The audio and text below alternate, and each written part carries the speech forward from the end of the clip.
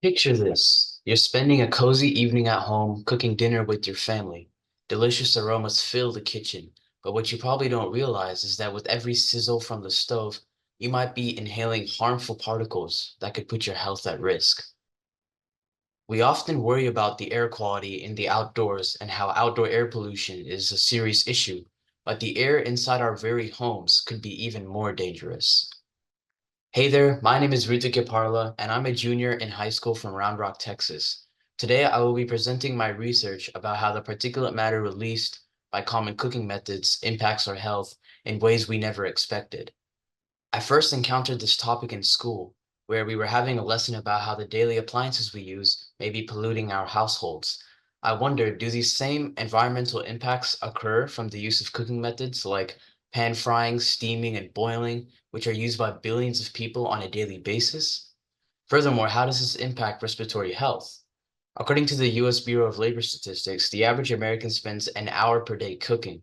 Unbeknownst to the average person, they are being directly exposed to harmful chemicals during this activity.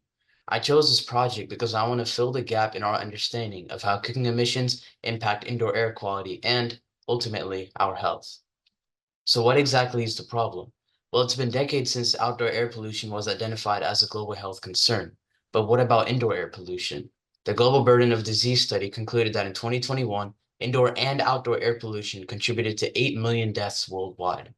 However, as stated in an article published by the Nature Journal, researchers and policymakers are only now waking up to the effects of dirty indoor air. According to a survey by the United States Environmental Protection Agency, humans spend 90% of their time indoors. Yet, significantly less research has been conducted regarding indoor air quality compared to outdoor air quality. This is a concern because even though outdoor air pollution drives climate change, poor indoor air quality exposes humans to greater concentrations of particulate matter, which may lead to health complications. You're probably wondering what even is particulate matter? Well, it's a mixture of solid particles and liquid droplets found in the air around us.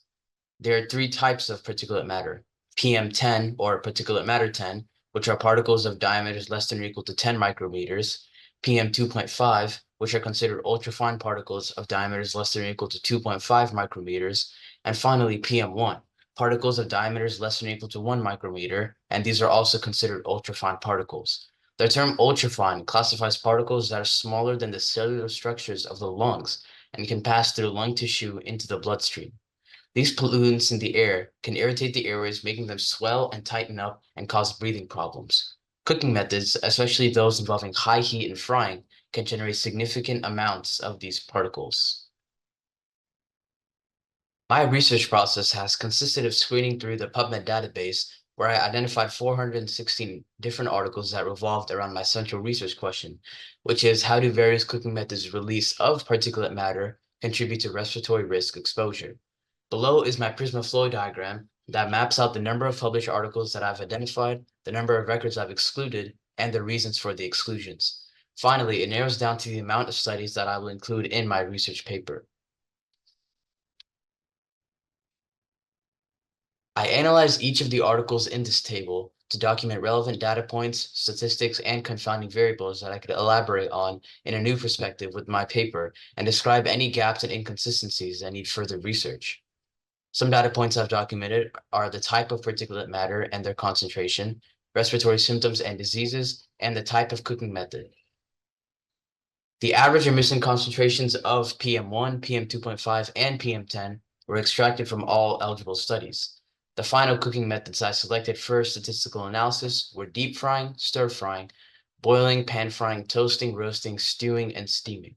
Using this data, I calculated the mean emission concentrations of the three types of PM for each selected cooking method. I found that on average, pan frying emitted the greatest concentration of PM1, although toasting was the only other cooking method that had enough data to be included in the analysis for PM1.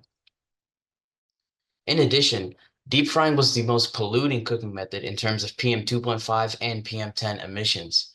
My calculations showed that the PM2.5 emissions from every single cooking method listed in the chart exceeded the standard set by the Environmental Protection Agency.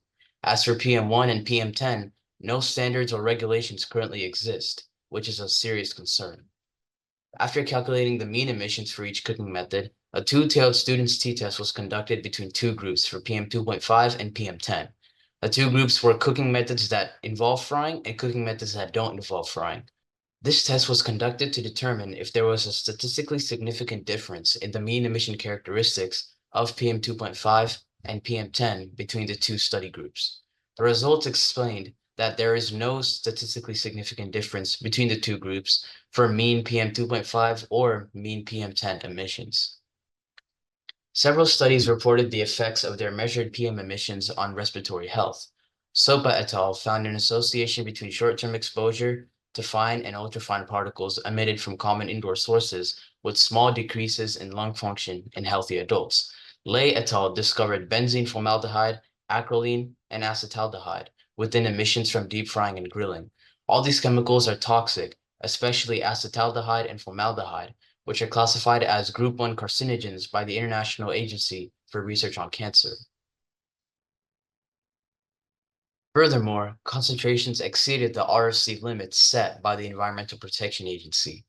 Louis et al. Found that the alveolar region was more prone to PM 2.5 deposition than were the tracheobronchial and upper airway regions. This indicates that PM 2.5 penetrates deep into the lungs. There's significant understanding of the types of particulate matter prevalent in the outdoor environment. However, the gaps in understanding the cooking methods that contribute most to particulate matter emissions in a household environment shouldn't be ignored. For example, fryers are becoming one of the most popular cooking appliances on the market, and while they are a highly efficient method of cooking, they lack sufficient research regarding their effect on respiratory health from particle emissions. Wong et al. Concluded that the PM10 emission factors of air frying chicken wings and breasts were higher than pan cooking by a factor of 2.1 and 5.4, respectively. This is a concern because pan frying is thought to be one of the most polluting cooking methods.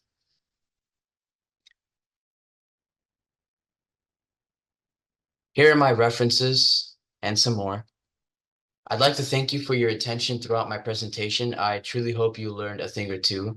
I would also like to thank my mentor, Augustia, for guiding me through the research process. And finally, thank you to the Polygence program for providing me the opportunity to pursue a project in hopes of contributing to the field of healthcare.